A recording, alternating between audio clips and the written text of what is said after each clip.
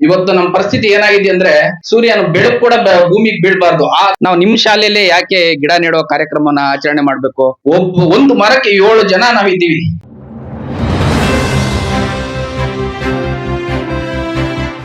ನಮಸ್ಕಾರ.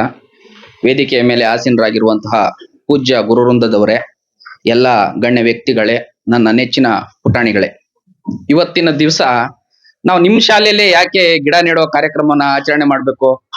ಯಾವ್ದೋ ಒಂದು ಊರ್ನಲ್ಲಿ ನಾವು ಆಚರಣೆ ಮಾಡ್ಬೋದಾಗಿತ್ತು, ಇಲ್ಲ ಯಾವ್ದಾದ್ರು ಒಂದು ಸಾರ್ವಜನಿಕ ಸ್ಥಳದಲ್ಲಿ, ನಾವು ಬಸ್ ಸ್ಟ್ಯಾಂಡ್ ನಲ್ಲಿ ಎಲ್ಲಾದ್ರೂ ಆಚರಣೆ ಮಾಡ್ಬೋದಾಗಿತ್ತು. ಯಾಕೆ ನೀವು ಇವತ್ತು ನಮ್ಮ ಶಾಲೆಯಲ್ಲಿ, ನಿಮ್ ಶಾಲೆಯಲ್ಲಿ, ಇವತ್ತು ವಾರದಿ ಶಾಲೆಯಲ್ಲಿ ನಾವು ಆಯ್ಕೆ ಮಾಡ್ಕೊಂಡು ನಿಮ್ ಶಾಲೆಯಲ್ಲೇ ನಾವು ಯಾಕೆ ಇವತ್ತು ಗಿಡ ನೆಡೋ ಕಾರ್ಯಕ್ರಮನ ಆಯ್ಕೆ ಮಾಡ್ಕೊಂಡಿದೀವಿ ಅಂದ್ರೆ, ನೀವು ಮಣ್ಣಿನ ಮುದ್ದೆ ಅಂತಹ ಮಕ್ಕಳು, ನಿಮ್ಮನ್ನ ಯಾವ ತರ ಬೇಕಾದ್ರೂ ನಾವು ತಿದ್ದಿ ತೀಡಿ ನಿಮ್ಮನ್ನ ಒಂದು ಒಳ್ಳೆ ವಿಗ್ರಹ ತರ ರಚನೆ ಮಾಡ್ಬೋದು. ಆ ಒಂದು ಗಿಡ ನೆಡುವಂತಹ ಕಾನ್ಸೆಪ್ಟ್ ನ ಇವತ್ತಿನ ದಿವಸ ನೀವು ಮಕ್ಕಳಾಗಿದ್ದೀರಾ.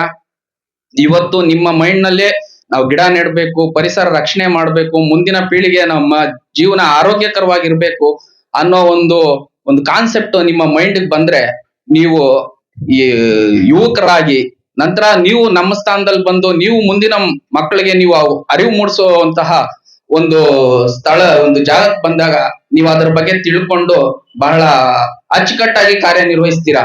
ಆದ್ರಿಂದ ಶಾಲೆಯಲ್ಲಿ ಮಕ್ಕಳಿಗೆ ಗಿಡ ನೆಡುವಂತಹ ಒಂದು ಅರಿವು ಮೂಡಿಸ್ಬೇಕು. ಆ ಒಂದು ಉದ್ದೇಶದಿಂದ ಇವತ್ತು ಬಹಳ ಅಚ್ಚುಕಟ್ಟಾಗಿ ನಮ್ಮ ಪರಿಸರ ಸಂರಕ್ಷಣಾ ಸೇವಾ ಟ್ರಸ್ಟ್ ಮತ್ತು ನಮ್ಮ ಅರಣ್ಯ ಇಲಾಖೆ ವತಿಯಿಂದ ಒಂದು ಗಿಡ ನೆಡುವ ಕಾರ್ಯಕ್ರಮವನ್ನು ಹಮ್ಮಿಕೊಂಡಿದ್ದೀವಿ. ನೀವು ಈ ನಿಟ್ಟಿನಲ್ಲಿ ಗಿಡ ನೆಡುವಂತಹ ಒಂದು ಹವ್ಯಾಸ ಮೂಡಿಸ್ಕೊಬೇಕು. ನಿಮ್ ಶಾಲೆಯಲ್ಲಿ ಇವತ್ತು ನಾವು ಗಿಡ ನೆಡ್ತೀವಿ, ಗಿಡ ನೆಟ್ಟಿದ್ದನ್ನ ಇದು ನನ್ನ ಗಿಡ ಅಂತ ನೀವು ಇವತ್ತು 1ನೇ ತರಗತಿ ಒಂದು ಹುಡುಗ ನನ್ ಗಿಡ ಅಂತ ನೀವು ಬೆಳೆಸ್ಕೊಂಡ್ರೆ, ನಂತರ ನಿಮ್ ಶಾಲೆಯಲ್ಲಿ 10ನೇ ತರಗತಿ PUC ಓದೋ ತನಕ ಅದು ನೀವೊಂದು 15 ವರ್ಷ ಆ ಗಿಡನ ಬೆಳೆಸಿ ಸಂರಕ್ಷಣೆ ಮಾಡಿ ಬೆಳೆಸಿದ್ರೆ, ಇವತ್ತು ನಿಮ್ದು ಬಯಲಿದೆ, ನಾಳೆ ಇಲ್ಲಿ ಸೂರ್ಯನ ಬೆಳಕು ಕೂಡ ಭೂಮಿಗೆ ಬೀಳ್ಬಾರ್ದು. ಆ ತರಹಂತಹ ನೆರಳು ನಿಮ್ಮ ಶಾಲೆಯ ವಾತಾವರಣ ವೃದ್ಧಿ ಆಗ್ಬೇಕು. ಇವತ್ತು ನಮ್ಮ ಪರಿಸ್ಥಿತಿ ಏನಾಗಿದೆ ಅಂದ್ರೆ, ಮಳೆಗಾಲ ಸ್ಟಾರ್ಟ್ ಆಗಿ 4-5 ತಿಂಗಳಾಯ್ತು, 4 ಮಳೆ ಬೀಳಿಲ್ಲ. ಇವತ್ತು ಎಷ್ಟೋ ಮಳೆಗಾಲದಲ್ಲಿ ಮಳೆ ಬೀಳ್ತಾ ಇಲ್ಲ, ಬೇಸಿಗೆಗಾಲದಲ್ಲಿ ಮಳೆ ಬರ್ತದೆ. ಈ ಒಂದು ಪರಿಸರ ಅಸಮತೋಲನ ಆಗೋದಕ್ಕೆ ಕಾರಣ ಗಿಡ ಮರಗಳು ನೆಡ್ತಾ ಇಲ್ಲ. ನಾವು ಗಿಡ ಮರಗಳು ಇಲ್ಲದೆ ಇರೋ ಕಾರಣದಿಂದಲೇ ನಮ್ಮ ಪರಿಸರ ಇವತ್ತು ಅಸಮತೋಲನದಿಂದ ಕೂಡಿದೆ. ಒಳ್ಳೆಯ ಆರೋಗ್ಯಕರವಾದ ವಾತಾವರಣ ಇಲ್ಲ, ಒಳ್ಳೆಯ ಒಂದು ಉಸಿರಾಡುವಂತಹ ಗಾಳಿ ಇಲ್ಲ. ಆ ಒಂದು ನಿಟ್ಟಿನಲ್ಲಿ ನಾವೆಲ್ಲ ಗಿಡ ನೆಡಬೇಕು, ಪರಿಸರ ಸಂರಕ್ಷಣೆ ಮಾಡ್ಬೇಕು, ವನ್ಯ ಪ್ರಾಣಿಗಳನ್ನ ಸಂರಕ್ಷಣೆ ಮಾಡ್ಬೇಕು. ಆದ್ರಿಂದ ಮಕ್ಕಳೇ, ಇವತ್ತು ಒಬ್ಬ ಆರೋಗ್ಯವಂತ ಮನುಷ್ಯ ಬದುಕಬೇಕಾದ್ರೆ ಒಬ್ಬ ಮನುಷ್ಯನಿಗೆ 7 ಮರ ಇರ್ಬೇಕು. ಆದ್ರೆ ಒಂದು ಮರಕ್ಕೆ 7 ಜನ ನಾವಿದ್ದೀವಿ.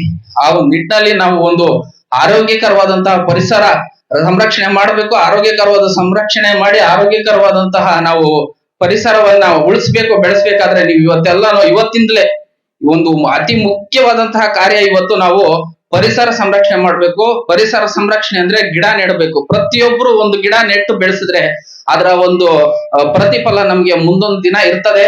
ಆ ಒಂದು ನಿಟ್ಟಿನಲ್ಲಿ ನೀವೆಲ್ಲರೂ ಕಾರ್ಯಪ್ರವೃತ್ತರಾಗ್ತೀರಾ. ಒಳ್ಳೆ ಗಿಡ ನೆಟ್ಟು ನಮ್ಮ ಪರಿಸರವನ್ನ ಸಂರಕ್ಷಣೆ ಮಾಡುವಲ್ಲಿ ಎಲ್ಲರೂ ಕೈ ಜೋಡಿಸ್ತೀರಾ ಅಂತ ಹೇಳ್ತಾ ನಾನು ಈ 1-2 ಮಾತನ್ನ ನಿಲ್ಲಿಸ್ತಾ ಇದ್ದೀನಿ. ಜೈ ಹಿಂದ್, ಜೈ ಕರ್ನಾಟಕ.